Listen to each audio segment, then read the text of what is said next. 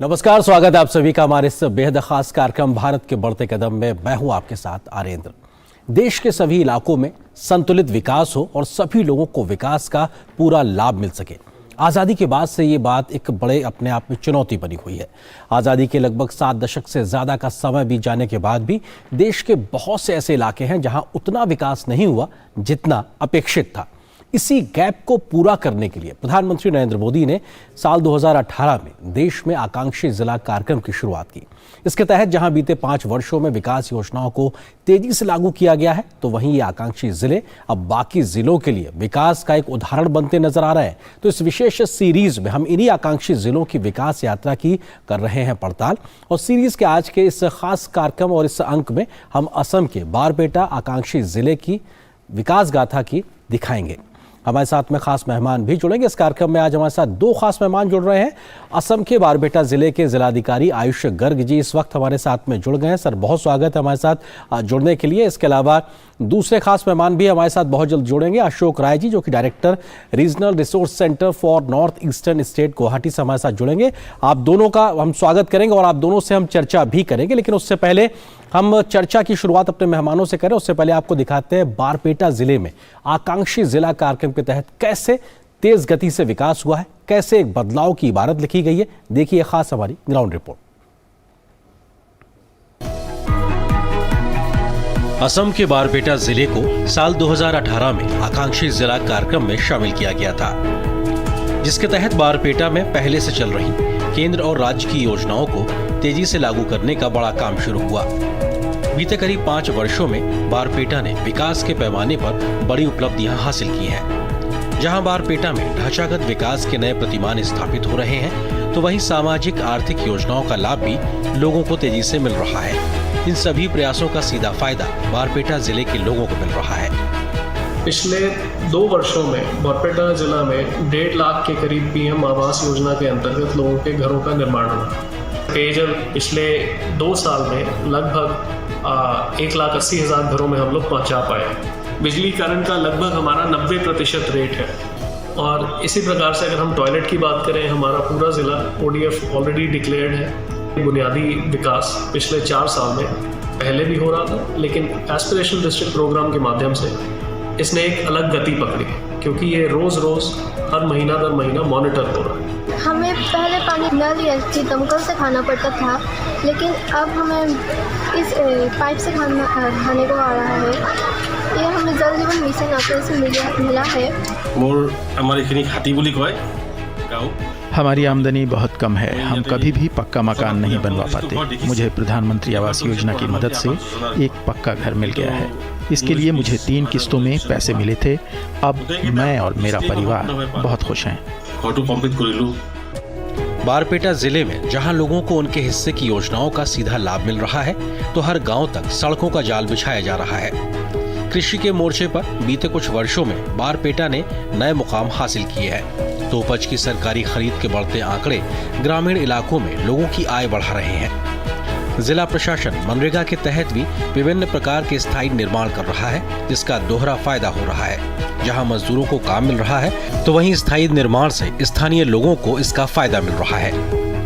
खरीफ marketing season में हम लोगों ने लगभग खरीफ और रबी मिला के 9600 टन की प्रोक्योरमेंट की। 20 करोड़ सीधा लाभार्थियों को उनके हाथ में मिला है। ये कैश डिपॉजिट रेशियो अगर आप पिछले 3 साल की हमारे ज़िला के बैंकों की देखेंगे, इसमें एक भारी इजाफा हुआ है। अगर लोगों के हाथ में पैसा है, उनके जनधन अकाउंट खुले हैं, तो वो जो पैसा आया है वो उन अकाउंट्स में जा रहा है। उसकी वजह से डिपॉजिट रेशियो बढ़ रहा है। आंचलिक बाजार में हम एनरा के अंदर एक गोडाउन बनाया है। वो गोडाउन का नाम है एग्रीकल्चर गोडाउन है। वो मेनली वो फार्मर के लिए स्टोरेज गोडाउन है हमारा। ये स्टोरेज होने से हमारा जो खेतियक लोग हैं पंचायत में, वो खेतियों का सामान जो है, जो एग्रीकल्चर में खेती करता है, वो खेती बात सब वहाँ पे स्टोर कर सकता है। तो 2000-3000 फार्मर वो गोडाउन में अभी बानपानी में फसल रखा था, तो वो खेतियक का अभी फिलहाल उपकृत है। तो वो फायदा है।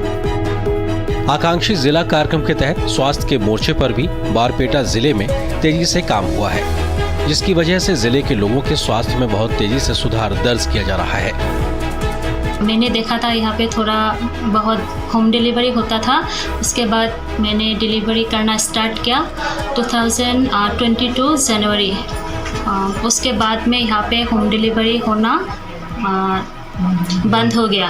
होम डिलीवरी बंद होने के बाद यहाँ पे MDR CDR का केस बहुत कम हो गया और बच्चा लोग डिफरेंट डिजीज जो होता था वो भी बंद हो गया। मैं आज आयुष्मान कार्ड विषय कहूँ। मेरे पति ब्लड कैंसर के मरीज हैं। हम बहुत गरीब लोग हैं। कैंसर का इलाज बहुत महंगा है। हम इतना महंगा इलाज कराने में सक्षम नहीं थे, लेकिन हमारे पास आयुष्मान कार्ड है। इस कार्ड की मदद से मेरे पति का इलाज अब बहुत आसानी से हो गया है। हमें बड़े अस्पताल में मुफ्त इलाज मिल रहा है। हमारे यहाँ पहले से कोई अस्पताल नहीं था। इस अस्पताल के बन जाने से यहाँ की जनता को बहुत लाभ हुआ है। अब हमारे गांव में घर पर कोई भी प्रसव नहीं होता है। सभी प्रसव सुरक्षित तरीके से अस्पताल में ही कराए जा रहे हैं। इससे मातृ मृत्यु दर एवं शिशु मृत्यु दर में भी कमी आई है।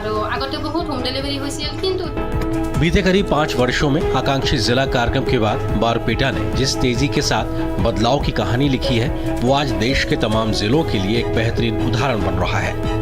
Bureau report, DD news.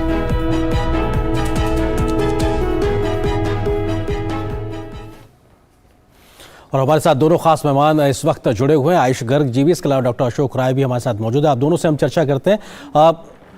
Ayush जी, शुरुआत आपसे ही करना चाहेंगे क्योंकि हमने बारपेटा की एक ग्राउंड रिपोर्ट दिखाने की कोशिश की। बदलाव के तमाम पैमाने हमने दिखाए, लेकिन इससे आगे बढ़ के कहीं ज्यादा बदलाव बारपेटा में देखने को मिला है।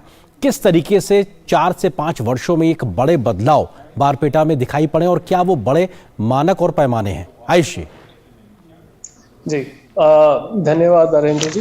सबसे पहले मैं इसमें बताना चाहूँगा कि जब से हमारा आकांक्षी जिला प्रोग्राम की शुरुआत हुई है, पिछले 4 सालों में हमारे कॉम्पोजिट स्कोर का जो इजाफा है वो लगभग 35% के करीब हुआ है।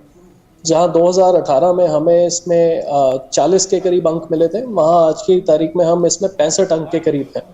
इसका ग्राउंड लेवल पे क्या इम्पैक्ट है या उसका सरल शब्दों में क्या अर्थ है कि हम हर एक सेक्टर की अगर बात करना चाहें, स्वास्थ्य हो, शिक्षा हो, बुनियादी इंफ्रास्ट्रक्चर हो, फाइनेंशियल इंक्लूजन हो, इन सब में हम जो बेसिक हमारे सोशियो इकोनॉमिक पैरामीटर्स है, हर एक में एक भारी उछाल देख रहे हैं। मैं स्वास्थ्य की बात करूं, जो हमारे एक बुनियादी मानक होते हैं, इंस्टीट्यूशनल डिलीवरी का हो, एंटीनेटल चेकअप्स का हो, दोनों में हम पा रहे हैं कि लगभग हमने 20% एब्सोल्यूट टर्म्स में गेन किया है। और एक बहुत छोटा सा उदाहरण देना चाहूंगा इंस्टीट्यूशनल डिलीवरीज का। जी, 2018 में हमारे यहाँ पे लगभग 65% के करीब ही इंस्टीट्यूशनल डिलीवरी होती थी। तो मतलब 35% डिलीवरी या प्रसव ऐसे थे जो कि नॉन इंस्टीट्यूशनल तौर पे घरों में या इनफॉर्मली हो रहे थे। और ये हमारे यहाँ पे बाल मृत्यु और मातृ मृत्यु का एक बड़ा कारण था। और आज हमें बताते हुए खुशी है कि आज की तारीख में ये नंबर 95% के करीब हो गया है। सो इट मीन्स 35 से गैप था, वो कम होके अब 5 है। और ये उस जिला में है जहां पे कि चौर एरिया जैसे हम बोलते हैं, माने रिवरिन आइलैंड, नदीय टापू जिसको कह सकते हैं, जिसका कि एक्सेस बहुत मुश्किल है, ये उस जिला में हो पाया है। इसी प्रकार से मैं हर एक सेक्टर में अगर उदाहरण देना चाहूं, जी, से शिक्षा का अगर मैं उदाहरण दूं तो उसमें हम कह सकते हैं आज हम हर एक प्राइमरी स्कूल में, हमें कहते हुए भी गौरव है, सरकार की ही स्कीम्स इंप्लीमेंट करते हुए हमारे हर एक स्कूल में पेयजल है, हर एक स्कूल में टॉयलेट है, हर एक स्कूल में बिजली है। और ये तीनों कॉरेस्पॉन्डिंग नंबर्स अगर आप आज से 4 साल पहले मॉनिटर करेंगे जी, तो लगभग 70 से 75% का आंकड़ा था। जी आयुष जी, ये जो सेक्टर वाइज आप जिक्र कर रहे हैं आंकड़ों का, हम इसका तस्वीर भी दिखाएंगे तमाम ग्राफिकल प्रेजेंटेशन के माध्यम से। उससे पहले हम अशोक जी से भी एक रिएक्शन लेते हैं। अशोक जी, नॉर्थ ईस्ट के लिहाज से अगर बात की जाए तो ज्योग्राफिकली थोड़ा सा टफ टेरेन वहां पे देखने को मिलता है। विकास कितनी बड़ी चुनौती रहा है अभी तक, और बीते 4-5 वर्षों में आकांक्षी जिला योजना के कार्यक्रम के माध्यम से क्या एक बड़ा बदलाव देखने को मिला है? अशोक जी। नमस्कार, थैंक यू। हाँ, ये सही बोला आपने, ये aspirational district and the challenges in the north East जो इंडिया है, इसके बारे में बात करने के पहले we have to know what is North east.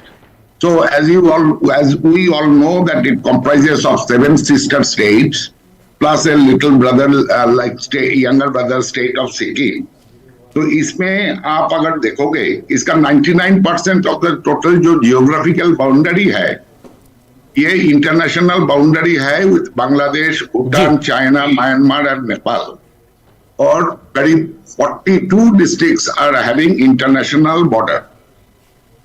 और आपने बताया है ऑलरेडी ये टफ जियोग्राफिकल लोकेशन है, डिफिकल्ट टेरेन है, साथ में है वास्ट ट्रैक्ट्स ऑफ हिली और mountainous region, forested areas, high rainfall causing landslide, frequent landslide, leading into stoppage of vehicle movement and presence of many numbers of ethnic groups. जी, coupled with poor to near absence of all-weather roads.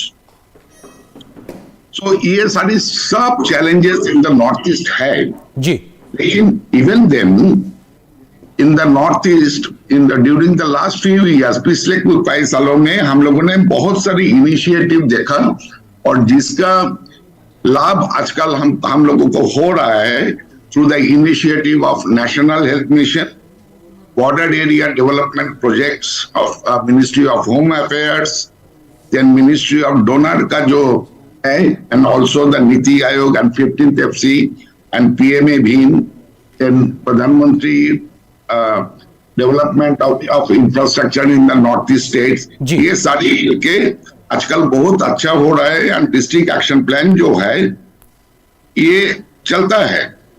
थोड़ा सा problem है HR का, जो human resource होता है जी, and technical capacity, लेकिन उम्मीद है धीरे धीरे सब ठीक हो जाएगा। बिकॉज जी, स्वास्थ्य जो है, health is not dependent only on health, it's a convergence activity. बिल्कुल, ये अपने आप में लगातार जो आंकड़े हैं उसका भी हम जिक्र करते हैं। आप दोनों मेहमान हमारे साथ बने रहिए, लेकिन इस बीच कुछ आंकड़े दिखाने की कोशिश करते हैं वीडियो वॉल ग्राफिक्स के माध्यम से कि कैसे बारपेटा में एक बदलाव की कहानी लिखी गई है। आंकड़ों के जरिए समझाने की कोशिश करते हैं हम आपको सिलसिलेवार तरीके से कि आखिर कैसे इन बदलावों को लिखा गया है। और ये अपने आप में बेहद महत्वपूर्ण है क्योंकि तमाम जो सामाजिक आर्थिक पैमाने होते हैं उसके आधार पर कैसे बदलाव हुआ है, हम इन तमाम पैमानों में बारपेटा ने पिछले 4-5 वर्षों में क्या बदलाव किया है, हम उसका जिक्र वीडियो वॉल पे उन आंकड़ों के माध्यम से दिखाने गए आपको कि आखिर कैसे बीते 4-5 वर्षों में आकांक्षी जिला योजना के माध्यम से ये बदलाव को जमीन पर उतारा गया है। और इन बदलाव के लिहाज से अगर बात की जाए तो ये बेहद महत्वपूर्ण है कि आखिर किस तरीके से सोशल सेक्टर हो, इकोनॉमिक जो एक्टिविटीज़ हैं, फाइनेंशियल इंक्लूजन की बात हो, इन सब चीज़ों में एक बड़ा बदलाव को लाकर दिखाया गया। और किस प्रकार से ये आंकड़े अपने आप में गवाही देते हैं उसका भी हम जिक्र करते हैं क्योंकि आकांक्षी जिला बारपेटा की अगर बात की जाए तो कनेक्टिविटी एक बड़ा मसला और एक समस्या रहा करती थी, लेकिन उस लिहाज से बहुत कुछ काम हुआ है। ऑल वेदर रोड से जो तमाम बस्तियां, गांव, इलाके हैं, अगर उसको जोड़ने की बात की जाए तो 2018 में ये 79% था, यानी कि 80% से कम था, लेकिन आज 2023 में ये 95% से ज्यादा हो गया है। तो ये अपने आप में दिखाता है किस प्रकार से आगे कदम बढ़ रहा है। प्रधानमंत्री ग्राम सड़क योजना के में किस प्रकार से सड़कें बनी हैं जो तमाम स्वीकृत हुई थी, 2018 में वो 65% थी और अभी के लिहाज से अगर बात की जाए तो 96% से ज्यादा ये आंकड़ा पहुंच चुका है। इसी तरीके से अगर हम बात करें निजी शौचालयों से युक्त घरों की तो ये 100% क्योंकि बारपेटा ODF घोषित हो चुका है, खुले में शौच से मुक्त जिला घोषित हो चुका है, यानी कि बहुत तेज गति से इस दिशा में भी काम किया गया। अगले हम तथ्य की ओर अगर तेजी से आगे बढ़े तो हम बता सकते हैं कि कैसे प्रसव पूर्व गर्भवती महिलाओं की कम से कम 4 जांच अनिवार्य तौर पे या उससे ज्यादा भी जांचें होने का एक पैमाना तय किया गया। उसके तहत जो आंकड़ा 2018 में 86% था, 2023 में बढ़कर 93% से ज्यादा हो गया और ये लगातार आगे बढ़ता हुआ दिखाई पड़ रहा है। इसी प्रकार से इंस्टीट्यूशनल डिलीवरी, संस्थागत प्रसव की बात की जाए जिसका जिक्र आयुष गर्ग जी भी अभी कर रहे थे, वो अपने आप में 2018 में 81% था, अभी ये 97% के आसपास पहुंच गया और जल्द ही ये 100% करने की कोशिश की जा रही। इसी तरह पीने के पानी की व्यवस्था के साथ स्कूलों की संख्या की बात की जाए तो ये आज की तारीख में 100% हो गई, 2018 में ये 85% के आसपास था। इसी प्रकार से अगले तथ्य की अगर हम बात करें तो बिजली व्यवस्था के साथ स्कूलों में कितने स्कूल संख्या ऐसी है तो उसमें 2018 में ये आंकड़ा 86% के आसपास था, लेकिन आज ये आंकड़ा 100% हो गया, यानी कि बच्चों की पढ़ाई लिखाई के लिए विशेष तौर पर ढांचागत व्यवस्थाओं पर ध्यान दिया गया है। छात्र शिक्षक का अनुपात के जो तय मानक हैं उसके आधार पर ये 2018 तक आंकड़ा महज 26% था, यानी कि महज 26% स्कूल ही इसको अनुपालन कर पाते, लेकिन आज ये आंकड़ा 2023 में बारपेटा जिले में 100% से को पार कर गया, यानी कि पूरा आंकड़ा उसको किया जा रहा है। इसी प्रकार से जनधन बैंक खातों में अगर बात की जाए तो प्रति लाख कितने बैंक अकाउंट हुआ करते थे, ये 2018 में लगभग 46,000 के आसपास था। 2023 में ये लगभग 96,000 के आसपास पहुंच गया, यानी कि प्रति लाख आबादी पे 100% तक पहुंचने का आंकड़ा कहीं ना कहीं साफ तौर पे दिखाई पड़ रहा है। इसी प्रकार से प्रमाणित गुणवत्तापूर्ण बीज केंद्रों की बात की जाए जहां से बेहतर बीज किसानों को मिल सकते हैं, वो संख्या महज 95 थी 2018 में, लेकिन अब ये बढ़ के लगभग 12,000 के आसपास हो गई, यानी कि इसका तंत्र विकसित हुआ है और किसानों को इसको सीधा तौर पे फायदा मिल रहा है।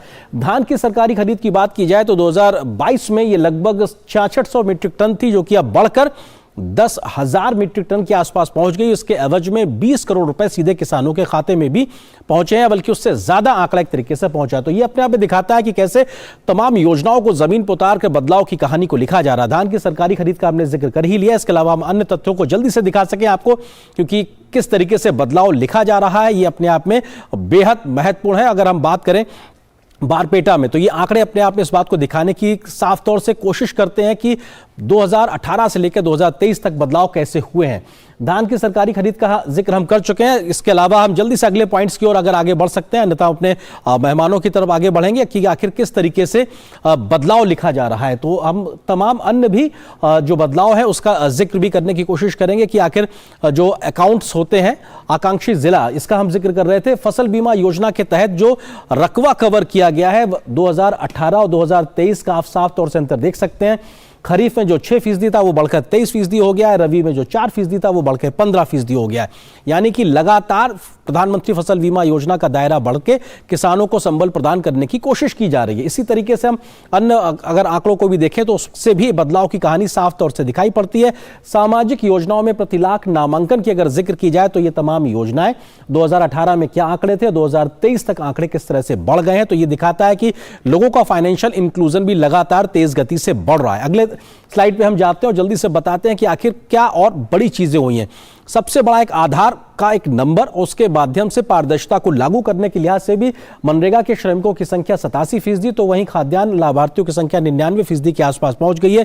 ये कोशिश है लगातार इस बात को ध्यान रखने की कि कैसे बदलाव की एक बड़ी कहानी लिखी जा रही है। दो खास मेहमान लगातार हमारे साथ में बने हुए, उनके साथ हम इस चर्चा को आगे बढ़ाते हैं। आयुष गर्ग जी हैं जो कि जिलाधिकारी हैं बारपेटा असम के, इसके अलावा डॉक्टर अशोक राय डायरेक्टर हैं NRRCNE गुवाहाटी से हमारे साथ जुड़े हुए हैं। आयुष जी, क्योंकि ये अपने आप में बहुत जरूरी है, इस बदलाव को जब आप जमीन पर लेकर आए होंगे तो किस प्रकार के चैलेंजेस थे उसका आपने जिक्र किया, लेकिन कैसे इन बदलाव के माध्यम से सामाजिक आर्थिक विकास के बुनियाद में एक बड़े बदलाव को लिखा गया है जिसके माध्यम से अब लोगों को इसका फायदा मिल रहा है। क्या वो बड़ा बदलाव आम लोगों की जिंदगी में आया है? जी, इसके विषय में कहना चाहूंगा कि हमारे जो हार्ड इंडिकेटर्स होते हैं, जैसे हेल्थ के मैंने अभी कुछ उदाहरण दिए थे, उनसे होता ये है कि केवल उन इंडिकेटर्स पे नहीं बट उससे एफिलिएटेड और काफ़ी सारी चीज़ें हैं। जैसे हेल्थ में अगर हम बच्चों का पहले 6 वर्ष का विकास देखें और उसमें अगर हम बदलाव कर पाए तो उससे ऑटोमेटिकली उनके एजुकेशनल आउटकम्स में एक बदलाव देखा जाता है। तो हमारी कोशिश यही है कि हम जो कुछ भी कर रहे हैं उसका एक मल्टी सेक्टोरल इम्पैक्ट निकल के आए। उसी तरह से मैं आपको एक और उदाहरण देना चाहूँगा हमारे PM जनधन योजना और फाइनेंशियल इंक्लूजन प्रोग्राम का। आपने अभी जैसा स्क्रीन पे दिखाया कुछ आंकड़े थे, हमारा PM जन आरोग्य योजना में लगभग 82% कवरेज हो चुकी है। सो उसका सीधे शब्दों में अर्थ क्या है कि 82% जनता हमारी ऐसी है जिसके पास 5 लाख रुपए तक का फ्री इलाज का कवर है, और वो किसी सरकारी अस्पताल में नहीं, वो जिस भी अस्पताल में चाहे प्राइवेट अस्पताल हो, वहां पे भी 5 लाख तक का इलाज मुफ्त में ले सकते हैं। तो उससे होता ये है कि एक परिवार की जिसको कहते हैं शॉक अब्जॉर्प्शन कैपेसिटी, कि कोई आपदा झेल लेने की जो क्षमता है वो कई गुना बढ़ जाती है। तो इसी तरह से मैं एजुकेशन की अगर एक बात करूं, एजुकेशन से लिंक जैसे हमारे माननीय मुख्यमंत्री जी के निर्देशानुसार और as a general government policy also हम आजकल चाइल्ड मैरिज, बाल विवाह पे रोकथाम की कोशिश कर रहे हैं जी। जैसे हम देखते हैं कि एजुकेशन के इंडिकेटर्स व पैरामीटर्स थोड़े ऊपर जाते हैं, वैसे ही हमें उस इशू से टैकल करने में अपने आप ही सुविधा होती है। तो डंडे के बल पे ना जाके वो खुद से ही जब लोगों में जागरूकता आएगी तो मसला खुद ब खुद हल होने की तरफ जा रहा है।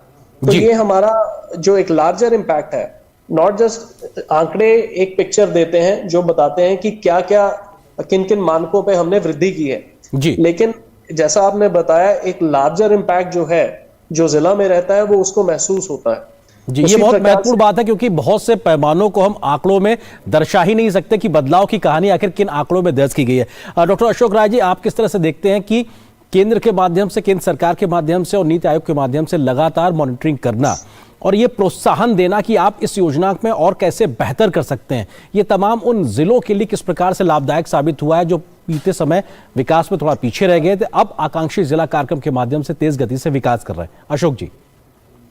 हाँ, ये आपने जो बताया अभी, ये जो एस्पिरेशनल डिस्ट्रिक्ट जो प्रोग्राम है, जब हम लोग रूरल हेल्थ स्टैटिस्टिक्स जो है 2020-21 का उसके साथ कंपेयर करें तो स्पेशली फॉर बॉरपेटा जिला and other district, aspirational district, इसमें बहुत इम्प्रूवमेंट हुआ है जो हेल्थ इंडिकेटर्स है।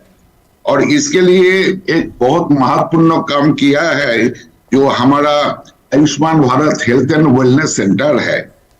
ये nearly 95% of the sub centers and the primary health centers have been converted into Ayushman Bharat Health and Wellness Center. जो ये it's a shift from illness to wellness activities. Continuum of care मिल रहा है round the clock, and ये जो हमारा health service जो है, इसमें I must congratulate the district administration ji, as well as Niti Aayog and all the departments, all the ministries for taking this healthcare delivery service to the people's doorstep. ये बहुत एक important है। और मैंने आपको पहले बार पिछले भी बोला था कि ये नीति आयोग जो एस्पिरेशनल डिस्ट्रिक्ट का प्रोग्राम चलाया है, इसमें उत्साहित होके बाकी जो मिनिस्ट्रीज है वो सारी बहुत डिलीवरी दे रहा है, बहुत इनपुट दे रहा है। और साथ में नेशनल हेल्थ मिशन भी एस्पिरेशनल डिस्ट्रिक्ट के लिए एडिशनल 30% का फाइनेंशियल पैकेज दे रहा है, जो वेटेज दे रहा है जी, उसमें बहुत इम्प्रूव हो रहा है।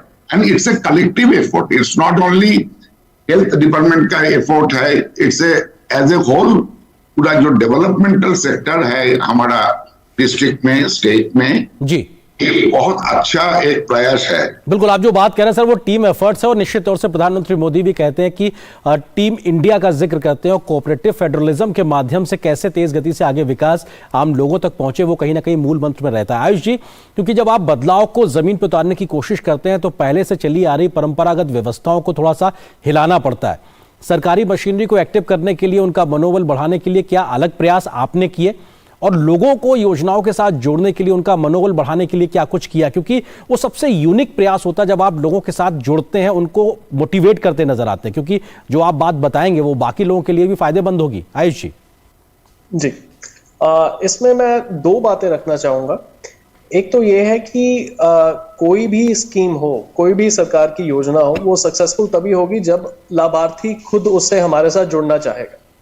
तो अभी फिर से मैं जन आरोग्य योजना का एक उदाहरण लेना चाहूंगा। अब से 6 महीने पहले तक जो मैंने नंबर आपको 82% बताया है, वो लगभग सिर्फ 22% के करीब था। तो 60% लोग, माने लगभग 6 लाख के करीब लोग हम लोग सिर्फ पिछले 6 महीने में जोड़ पाए हैं। वो क्यों हुआ है? वो सिर्फ सरकारी मशीनरी के थ्रू तो पॉसिबल नहीं हो पाया है। उसमें एक आम नागरिक में जब जागरूकता आई है और कुछ लोगों को जब क्लेम मिला और उस क्लेम का प्रचार प्रसार हुआ कि वाकई ये कार्ड बनवाने से ये फायदा है कि आपका माने हक के तहत इलाज हो रहा है, तो अपने आप वो लोगों में एक डिमांड जनरेट होगी। और जैसा कि माननीय मुख्यमंत्री जी और प्रधानमंत्री जी अक्सर कहते हैं कि कोई भी स्कीम तभी सक्सेसफुल होगी जब वो जन आंदोलन का रूप लेगी। तो मैं समझता हूं कि जहां पे भी आपको इन स्कीम्स को कनेक्ट करवाना है, वहां पे आप पब्लिक के बीच में जाइए, उसको जनता को उसका एक हिस्सा बनाइए, तभी वो स्कीम सक्सेसफुल होगी। और जो हमारे परंपरागत स्ट्रक्चर्स हैं उनमें जस्ट एक इस बात की जागरूकता की आवश्यकता है, बिकॉज हमारा ट्रेडिशनल स्ट्रक्चर्स बहुत नंबर बेस्ड नहीं है, थोड़ा क्वालिटेटिवली चलता है। तो एज एन एडमिनिस्ट्रेटर जब आप आते हैं तो जब आप आंकड़े देखते हैं और अपनी टीम को उन आंकड़ों की समझ देते हैं कि इस नंबर का मतलब क्या है या इससे अल्टीमेटली हम क्या अचीव करने की कोशिश कर रहे हैं। एंड जो महीने के अंत में हमारा असम सरकार का एक अपना सीएम डैशबोर्ड भी है, उसमें भी इसी प्रकार से कुछ नंबर हम देते हैं। उसमें हर एक डिपार्टमेंट को अगर ये रुचि हो कि महीने के एंड में वो हमसे खुद आके पूछें कि इस बार हमारा रैंक कैसा रहा है या इस बार हमारी कंपैरेटिव असेसमेंट कैसे रही है, तो वो आप एक ट्रेडिशनल स्ट्रक्चर से थोड़ा अपने आप ही बाहर आ जाते हैं और हमारा यहाँ यही एक्सपीरियंस रहा है। जी अशोक जी, क्योंकि वक्त खत्म हो रहा, छोटा सा जवाब से चाहेंगे, क्योंकि एक वक्त था कि जो विकास में पिछड़े जिले हुआ करते तो वहां पहले अधिकारी जाना कई बार पसंद नहीं करते थे, लेकिन अब इस प्रकार के आकांक्षी जिला कार्यक्रम के माध्यम से, एस्पिरेशनल डिस्ट्रिक्ट प्रोग्राम के माध्यम से तस्वीर बदली है, लोगों का रुझान बदला है, लोगों की सोच बदली। किस तरह से आप देखते हैं इसको? आपने बहुत अच्छा सवाल किया, क्योंकि दिस इज इसमें मैं बरपेटा जिला का तो एग्जांपल नहीं दूंगा।